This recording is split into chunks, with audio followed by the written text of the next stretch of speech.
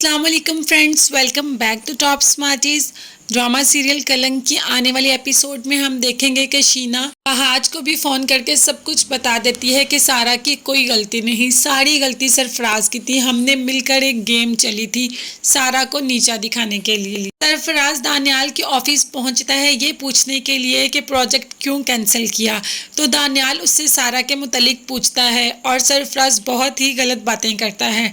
दानियाल को यकीन नहीं आता और वो सीधा फ़ोन कर देता है शीना को और शीना से कहता है कि मुझे सही सही सब कुछ बताओ, लेकिन हम बाहर मिलते हैं, मुझे बाहर तुम सब कुछ बताओ कि आखिर क्या हुआ था।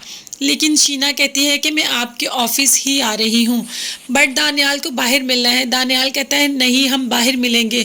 और शीना कहती है मुझे ऑफिस में काम है, मुझे किसी का कर्ज उतारना है। दानियाल पूछता है किसका, तो कहती है सारा का। दानियाल हैरान होता है कि आखिर इसका सारा के साथ क्या मामला है। दानियाल सारा से वैसे ही मोहब्बत करता है और शीना के आने से पहले ही वो सारा के कैबिन में पहुंच जाता है और बहुत ज़्यादा खुश होता है, हालांकि शीना ने अभी उसे कुछ भी नहीं बताया। यहाँ सारा को इस बात की टेंशन लगी है कि सरफराज ने सब कुछ दानियाल को बता दिया और अब दानियाल सर उससे पूछेंगे, लेकिन यहाँ पर चक्कर तो कुछ और ही है। दानियाल ने शीना को भी कॉल कर दी सब कुछ पूछने के लिए और शीना भी ऑफिस आ रही है, लेकिन शीना के ऑफिस आने से पहले ही दानियाल सारा से बात कर लेगा। और बात क्या करेगा? मोहब्बत की बात करेगा। यही कहेगा कि वो उसको पसंद करता है और उससे शादी करना चाहता है, क्योंकि वो अपनी बहन से भी वादा करके आया है बहुत ही जल्द सारा से बात कर लेगा। और इसके अलावा आके शीना भी सब कुछ क्लियर कर देगी। सारा घर पहुंचती है और वहाज भी, दोनों इकट्ठे ही घर पहुंचते हैं, लेकिन घर पहुंचते ही दरवाजे पे सुनते हैं कि एक नया झमेला ही खड़ा हुआ, जो कि दुरैया ने डाला। दुरैया ने अलमारी से पैसे चोरी करके शाहरुख के दिए, लेकिन जैसे ही माँ अलमारी खोलती है तो पैसे नहीं होते। चीखना चिल्लाना शुरू कर देती है, ऊपर से सास भी आ जाती है कि मेरी अलमारी से भी पैसे गायब हैं।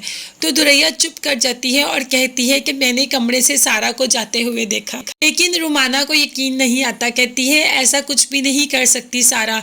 तो इस पर दुरैया की माँ बोलती है कि क्या तुम अपनी बहू पर इल्ज़ाम लगा रही हो? तुम कल की आई हुई लड़की के लिए अपनी बहू की बात नहीं मानोगी? ये बात रुमाना के लिए किसी भी तौर पर काबिल कबूल है कि सारा ने उसकी अलमारी से पैसे निकाले या पुप्पो दूसरी की अलमारी से पैसे निकाले।